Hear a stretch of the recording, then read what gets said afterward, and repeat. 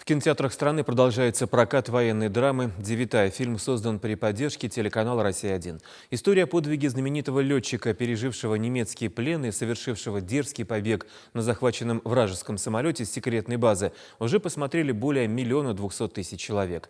На волне повышенного интереса героической личности Чувашский художественный музей приглашает познакомиться с произведениями, посвященными герою Советского Союза Михаилу Девятаеву. На выставке «Забытые сражения. Неизвестные герои» экспонируется несколько работ, посвященных легендарному летчику.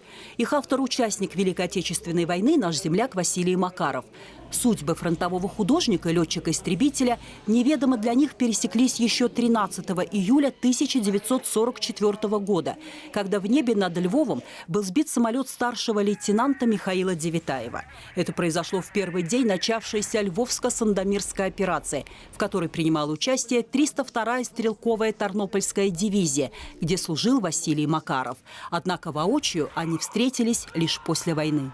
Уже после того, как Михаил Петрович Девятаев стал героем Советского Союза, художником была задумана картина. Однако фронтовой художник и летчик-истребитель встретились лишь спустя много лет, в 1959 году, когда Михаил Девятаев посетил Чебоксары, пообщался со студентами Чебоксарского художественного училища. И именно тогда был написан живописный этюд к будущей картине художника. Предположительно, вначале художник-фронтовик Василий Макаров хотел написать картину, посвященную побегу Михаила Девятаева из немецкого плена, о чем свидетельствует эскиз.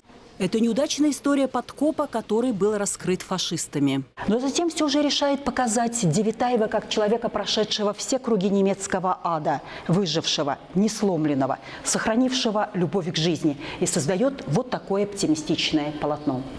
На живописной картине герой Советского Союза Девятаев, написанный в 1959 году, запечатлен капитан пассажирского судна типа «Ракета». Еще до войны Михаил Петрович окончил Казанский речной техникум. И в конце 50-х годов ему поручили провести испытания одного из первых советских судов на подводных крыльях. На выставке также можно увидеть и графический портрет Михаила Девятаева. Рисунок был сделан в 1960 году. Впервые его представил сам автор на выставке к 20-летию Великой Победы. Сегодня уже 76 лет, как отгремела война.